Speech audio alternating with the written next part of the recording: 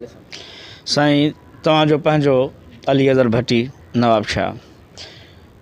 दोस्तों, Sindh culture department जे तरफ़ां ही तक़रीबन ॿियो प्रोग्राम आहे जेको नवाब शाह जे आर्टिस्टनि खे मिलियो आहे। तमामु सुठी ॻाल्हि आहे जो सकाफ़त खातो असां नवाब शाह जे आर्टिस्टनि ते पंहिंजी करम नवाज़ी जी नज़र रखे पियो थो ऐं मां ख़ासि तौर ते संदसि थोराइतो आहियां।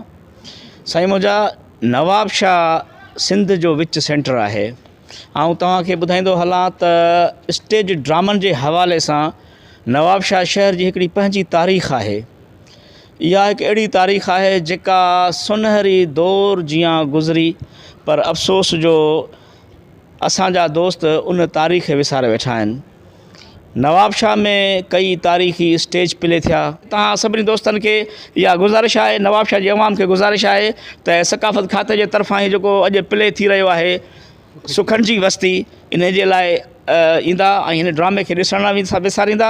ऐं इनशाअल्लाह मुंहिंजे तरफ़ां इहा कोशिशि आहे त स्टेज ड्रामनि जे हवाले सां ही जेको ओपन एयर थिएटर जेको सो असांखे गवर्नमेंट जे तरफ़ां ॾिनो वियो आहे, हिन में वरी उहो पुराणो सिलसिलो असां शुरू कयूं ऐं वरी हिक खां हिकु ड्रामा असां पब्लिक खे, नवाब शाह जी पब्लिक खे ॾेखारियूं। महिरबानी दोस्तो।